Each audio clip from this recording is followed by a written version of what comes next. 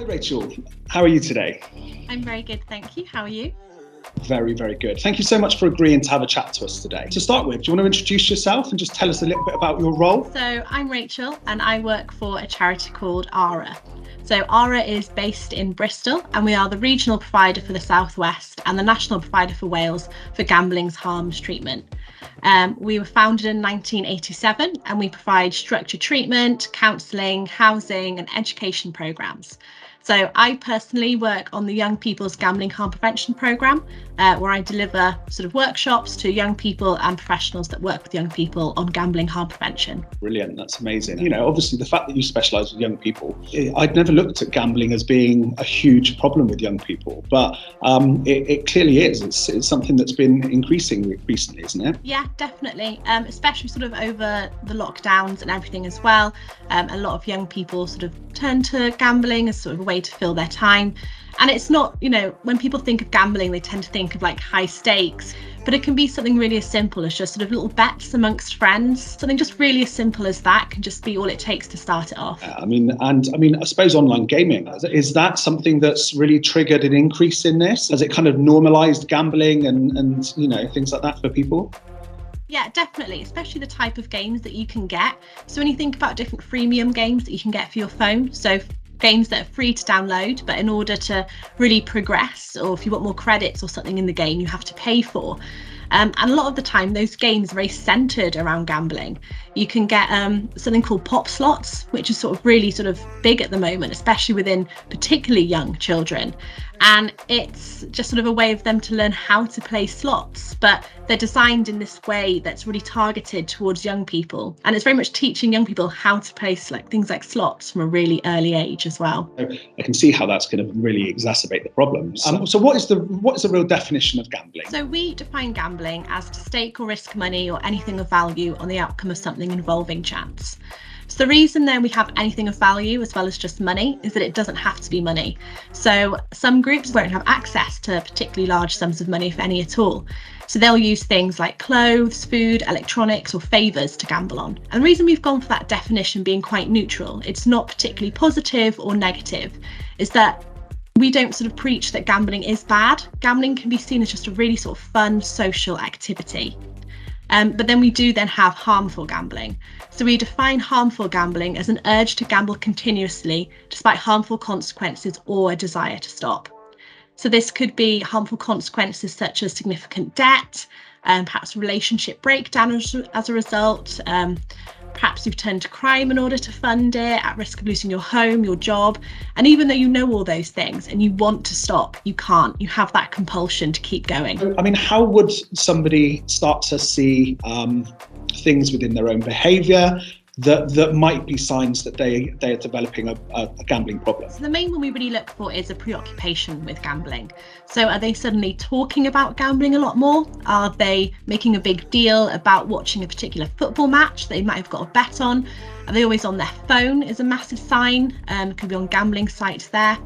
If they can't watch that match, for example, are they becoming emotional about it? Are they being aggressive? Having sort of large sums of money all of a sudden, or not having any money.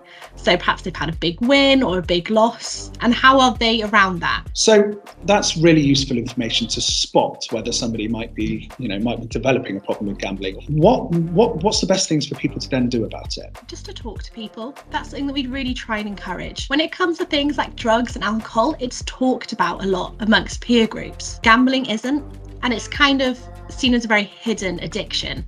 So by kind of raising awareness, it gets people more comfortable about talking about it. Sometimes all they need to do is just talk to a friend about it and have that friend say, I hear you, let's, what can we put in place? How can we rein this in? If it is sort of getting more, then they can ring the National Gambling Helpline. So that is a free phone number and that's available 365 days a year, 24/7, and anyone can ring it. So if you yourself are concerned about your gambling, or if you're concerned about the gambling of someone else and you just want some advice, that number is there for you. And that's a really good sort of starting point if you don't want to seek treatment or feel like you don't need treatment right away. I understand from my own knowledge of it that you can contact organisations that you're gambling with and get yourself effectively put on so that you can't use those sites. Is that correct? Yeah, that's called self-exclusion.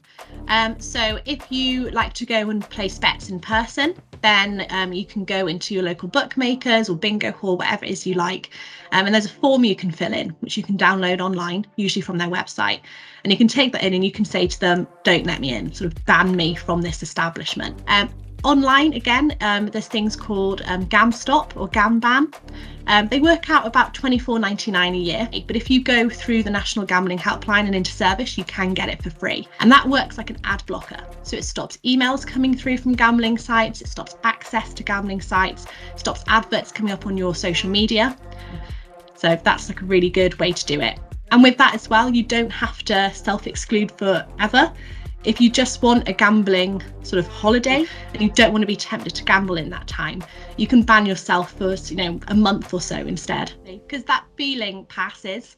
In the same with sort of any addiction, you're compelled to do it instantly. And if you don't do it instantly and you do something instead, that feeling will sort of pass over. Again, it's one of those things that everyone's brain is different, and it really sort of depends on how severe your gambling needs were. People that we've talked to have come into service with us who had severe gambling needs. They just have point blank stopped and decided to abstain from now on. It's sort of not worth that risk of having that flutter again. But for some people, easily, 6 months off, they'll be able to go and place a social bet.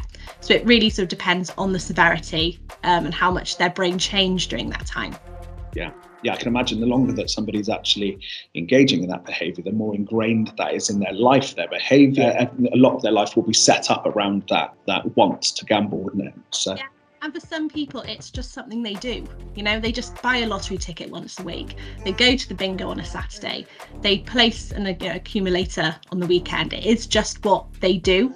Yeah. For some of them, it is that joy of the game, it enhances it. So the football's more fun to watch if I've got a bet on it. So that's can be really harmless within reason. It's when it really sort of gets out of hand. And it really is sort of all what is happening in the brain. So especially when we look at young people, so our brain isn't really fully formed until we're about 25.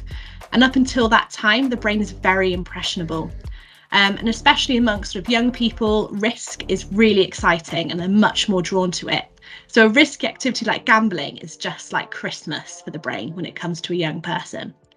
And when we gamble, the receptors in our brain, that reward pathway lights up and gets flooded with dopamine.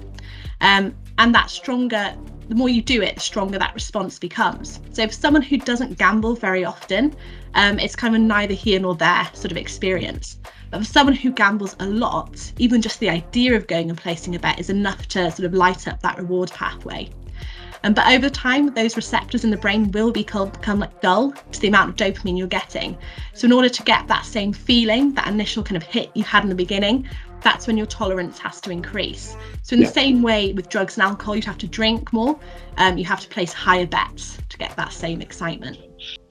So we've spoken a little bit about signs of somebody gambling, but what can be the impact? So I assume that there's only so much you can really drink within a day, but there's no limit to how much you can actually gamble, is there? You can't see it or smell it in the same way you can with drugs and alcohol, so it's much harder to notice if someone is struggling.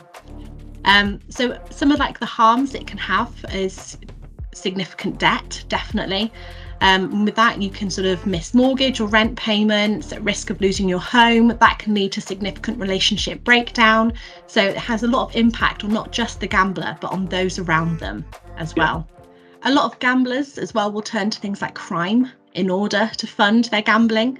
We're not talking about large-scale bank robberies or anything like that, but just things like taking from the petty cash at work or picking up, your mate's iPhone and selling it. And that, of course, will have a massive impact on your relationships. Yeah, of course, and on work as well. I assume people lose jobs over this. Yeah, people lose their jobs over it, either because they have, perhaps stolen from work, or if they've been up all night gambling, they're not going to perform well in work the next day. They're going to be tired. Their mental health is going to take a massive hit with that as well. If one of our apprentices or our employers who are watching this video today, or a parent of one of our apprentices, is concerned about themselves themselves or one of their employees, for example.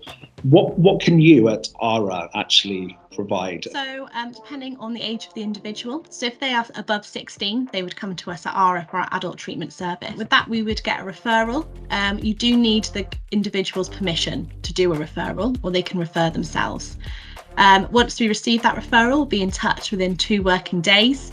We'll aim to get them an appointment with a counsellor within the next week and into counselling then the following week. And if they were to leave service and relapse, they can come straight back to us. They don't need to be re-referred. They can just come straight back. And everything is completely free and confidential. If the individual doesn't feel that they need that much counselling, then we can offer a brief intervention.